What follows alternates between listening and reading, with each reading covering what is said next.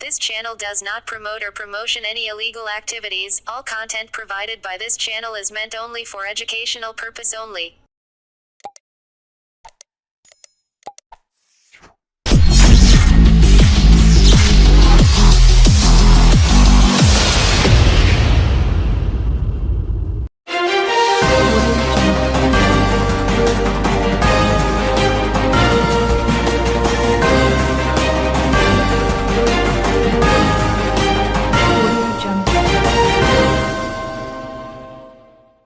হুগলি শ্রীরামপুর সাংগঠনিক জেলা কৃষাণ ক্ষেতমজুর তৃণমূল কংগ্রেস কমিটির উদ্যোগে আজ হুগলি জেলা পরিষদ পুরনো মিটিং হলে আসন্ন ২১শে জুলাই এর প্রস্তুতি সভা অনুষ্ঠিত হল।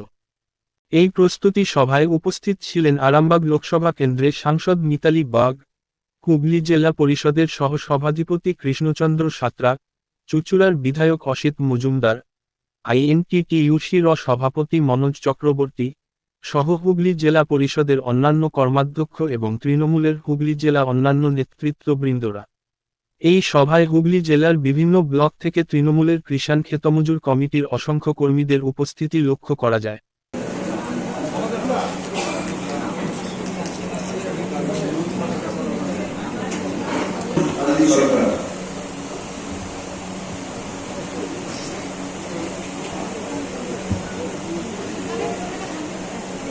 এরপর আমি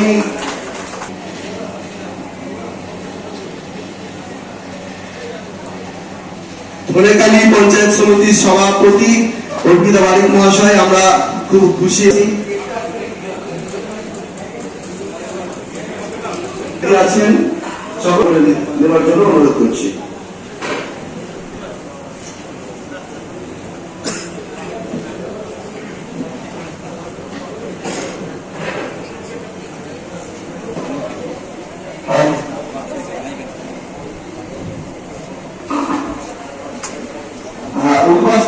আমাদের হুগলি শ্রীরামপুর সাংগঠনিক জেলার সভাপতি উদ্বাস্ত ছিলেন অশোক রায় এসছেন, ভীষণ জনপ্রিয় একজন মানুষ, কলকাতা সভাপতি এবং আপনারা জানেন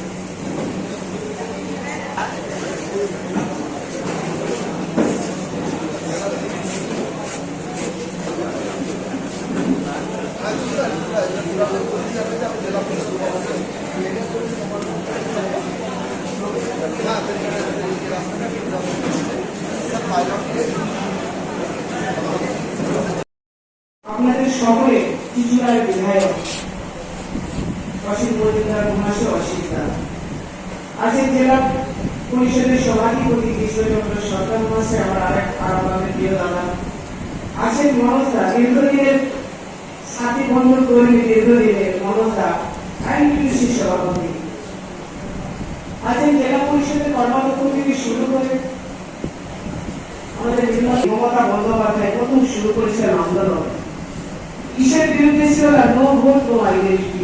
আমরা মানুষের জন্মে এসেছি, অথচ মানুষের একটা পরিচয় থাকবে না, এটা হতে পারে না। কিন্তু তৎকালীন সময়ে যারা সরকার চালাতেন এনারা চেয়েছিলেন যেন সঠিক কোনো পরিচয় পত্র না থাকে, তাহলে সুবিধা জানেন কষ্ট। সেটা কিন্তু তীব্র প্রতিবাদ জানিয়েছিলেন আমাদের দিদিমণি, এখন সময় নয়নের মন্দিরে। সেই প্রতিবাদটা করতে গিয়ে আমাদের মুখ্যমন্ত্রী মমতা বন্দ্যোপাধ্যায় কিন্তু আহত হতে হয়েছিল। তৎকালীন সময় বুদ্ধদেব বাবুর বুদ্ধিমান পুলিশ দিদিমণির ওপর যেভাবে অত্যাচার হয়েছিল সেটা কিন্তু আমরা আজও ভুলিনি। তার সাথে সাথে আমরা ভুলিনি যে 13 জন কর্মী শহীদ তারা আমাদের ছেড়ে চলে গেছেন, তাদের স্মরণ করার দিন সেই 21টা দিন। তাই দিকে দিকে শুধু কিষাণকে চলছে নয়, যুব মাসিক দায়ী হচ্ছে। এই সবাই আমরা সকলে হাজার হাজার মানুষ ধর্মতলে গিয়ে উপস্থিত হয়ে। আপনারা সবাই জানেন যে ২১শে জুলাই প্রতি বছর মমতা বন্দ্যোপাধ্যায় কলকাতার ধর্মতলায় শহীদ স্মরণে সমাবেশ করেন।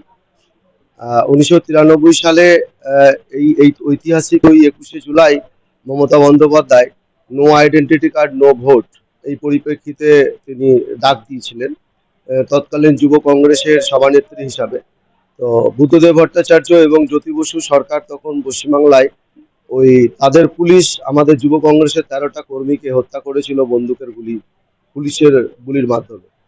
তো সেই দিনটাকে স্মরণ করার জন্য মমতা বন্দ্যোপাধ্যায় সেই দিন থেকেই প্রত্যেক বছর 21শে জুলাই কলকাতার ধর্মতলায় শহীদ সমাবেশ করেন এবং সারা বাংলা থেকে লাখো লাখো মানুষ ওই দিনকে উপস্থিত হন। আগামী যে 21শে জুলাই আসছে, সেই 21শে জুলাইয়ে সমস্ত মানুষকে নিয়ে যাওয়ার জন্য আমাদের হুগলি শ্রীরামপুর সাংগঠনিক কিষাণ ক্ষেত মজদুর তৃণমূল কংগ্রেসের পক্ষ থেকে আজকে আমরা একটা প্রস্তুতি সভার আয়োজন করেছি।